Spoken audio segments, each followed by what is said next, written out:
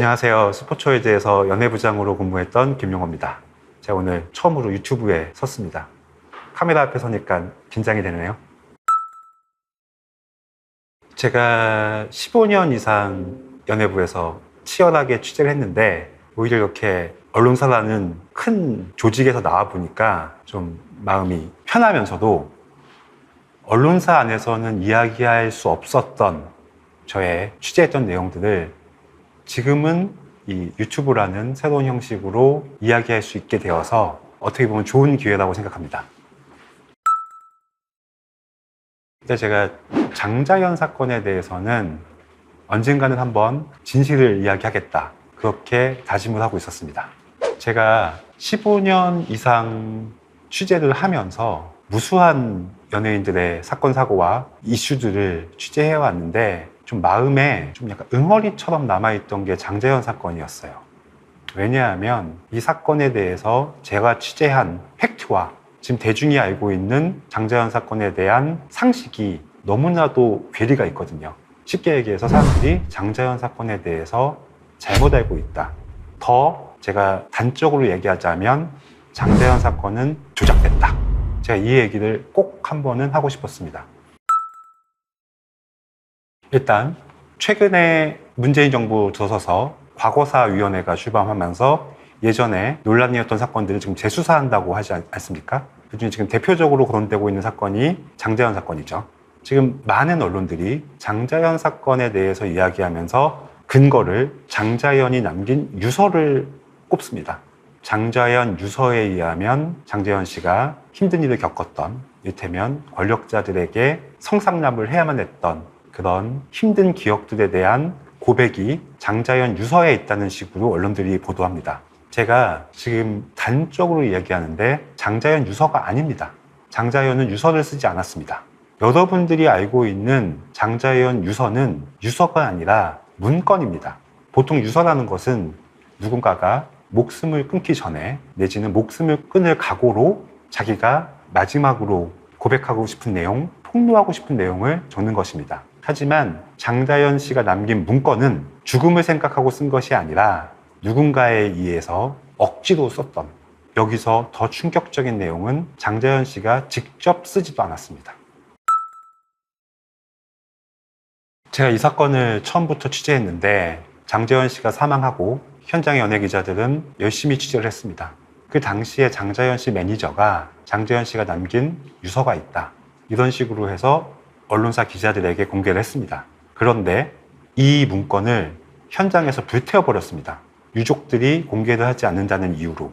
불태워지기 전에 그 문건을 읽어본 기자는 한 손가락으로 꼽을 정도였습니다. 근데 그 중에 한 명이 저희 회사의 기자였습니다. 그 기자가 바로 선배였던 저에게 보고를 했습니다. 장자연 씨가 유서를 남겼다고 하는데 제가 읽어봤습니다. 어떤 내용이냐? 소속사 분쟁에 관련된 내용입니다. 그 안에 특이사항이 있냐? 없습니다. 그래서 그 유서는 어떻게 됐냐? 불태워버렸습니다. 최초 상황은 이것입니다. 그런데 그 다음에 어찌된 이유로 KBS가 그 문건을 입수하였다고 단독 보도를 했습니다. 사실 저는 KBS가 그 문건을 입수하게 된 경위도 의심스럽습니다. 제가 볼 때는 장자연 씨 매니저가 제공했을 확률이 높은데 어찌됐든 KBS가 그 문건을 보도함으로 인해서 파문이 커졌죠. 그리고 그 문건 안에 장자연 씨에게 성상납을 받은 유력 인사들의 이름이 있다고 해서 대한민국이 난리가 났습니다. 그리고 어떤 국회의원이 그 안에 조선일보가 있다, 조선일보 대표가 있다고 해서 큰 파문이 일었습니다. 그런데 최초의 문건은 불태워졌습니다. 그리고 그 다음에 KBS에서 입수한 문건은 그 중에 일부입니다. 그런데 그 일부의 문건마저도 장자연 씨가 쓴 것이 아니라는 것이 밝혀졌습니다. 이 사건에 대해서 재판이 많았습니다. 그 재판 중에 수원지방법원에서 있었던 공판에서 장자연의 문서를 고 장자연이 쓴 것이 아니라 매니저가 직접 작성했다는 유가족의 진술이 여러 차례 나왔습니다. 플러스 문건에 대해서 필적 감정을 한 결과 장자연 매니저의 필적과 일치하는 부분이 발견됐습니다. 그런데 이게 왜 이렇게 시간이 오래 걸렸냐? 장자연 매니저가 트릭을 썼습니다. 처음에 장자연 매니저가 경찰들에게 필적 감정을 하라면서 수첩을 줬는데 그 수첩이 자신의 수첩이 아니라 다른 매니저의 수첩이었던 겁니다.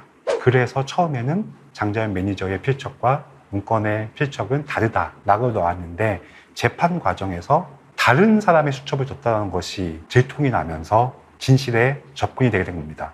그래서 결론적으로 장자연이 남긴 문건은 유서도 아닐 뿐더러 장자연 씨가 100% 작성한 것이 아니라 사실 일부 부분은 장자연 씨가 쓴 부분이 있습니다. 근데 이 문건의 민감한 부분은 장자연 씨의 매니저가 덧붙였다. 이런 정황이 재판 과정에서 드러났는데 경찰이 이 부분에 대해서 수사를 제대로 하지 않았습니다. 여기서 더해서 과연 그렇다면 그 문건은 무엇이냐? 여기에는 장자연 씨의 소속사 대배우였던 이미숙 씨의 이름이 나옵니다.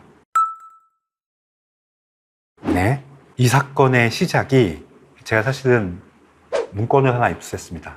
이 문건이 지금 제 아이패드 안에 있는데 사건의 핵심 관계자가 저에게 제보한 문건입니다.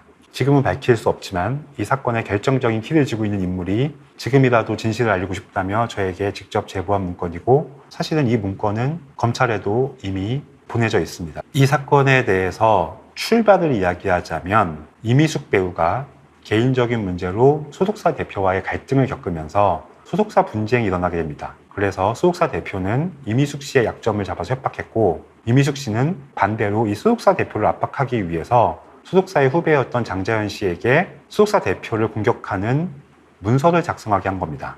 그런데 이 문건이 만들어진 이후에 장자연 씨가 갑자기 사망하게 되자 이미숙 씨와 그 당시에 장자연 씨의 매니저는 이 문건을 장자연 씨의 유서라며 언론에 제보하면서 이 사건은 전혀 다른 국면을 맞이하게 됩니다.